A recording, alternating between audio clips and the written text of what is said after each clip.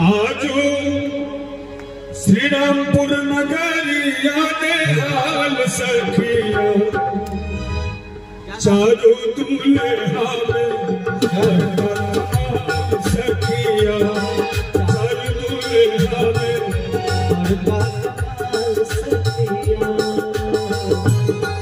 आजो मिथिला नगरिया ने हाल सखिया आजो मिथिला नगरिया ने हाल सखिया चारो दूल्हे हावे बड़का कमाल सखिया चारो दूल्हे हावे बड़का कमाल सखिया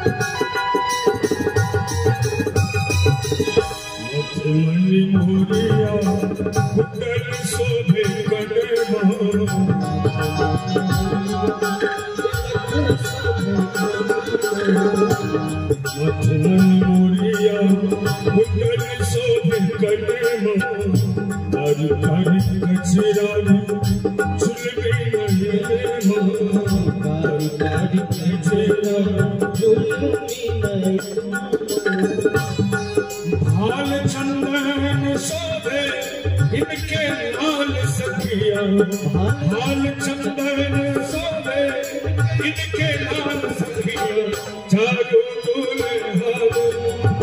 बड़का कमाल सखिया चारो दूल्हे हावे बड़का कमाल सखिया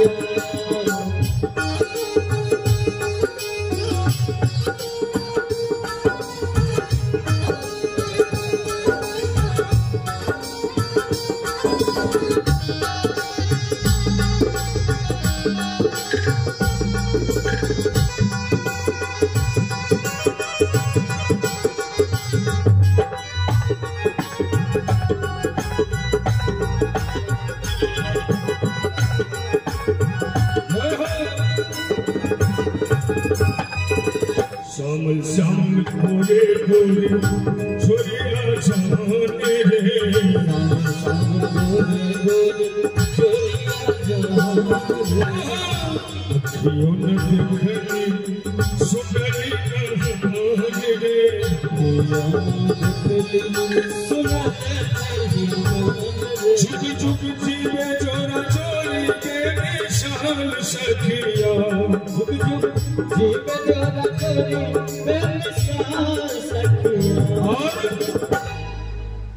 गगन मगन आज मगन धरतिया देखी देखी दुल्हा जी के सावरे सुरतिया बाल वृद्ध नर नारी सबने हार सखिया बाल वृद्ध नर नारी हमर दुल्हो सरकार आजुक जे दुल्हा छथिन सो श्यामले छथिन और साक्षात भगवान स्वरूपा श्यामल श्यामल गोरे गोरे छोरिया जहान रे अखियों न देखनी सुनली न कान रे जुग जुग जीवे चोरा चोरी बेमिसाल सखिया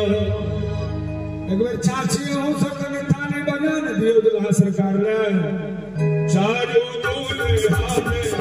बड़का कमाल सखिया चारो दूल्हे हावे बड़का कमाल सखिया आजू मिथिला नगरी आजू श्री रामपुर नगरिया में हाल सखिया चारो दूल्हे हावे बड़का कमाल सखिया चारो दूल्हे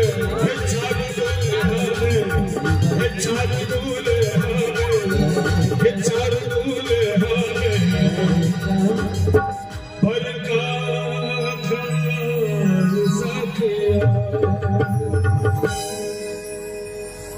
प्रेम से कहियो दुल्हा दुल्हन सरकार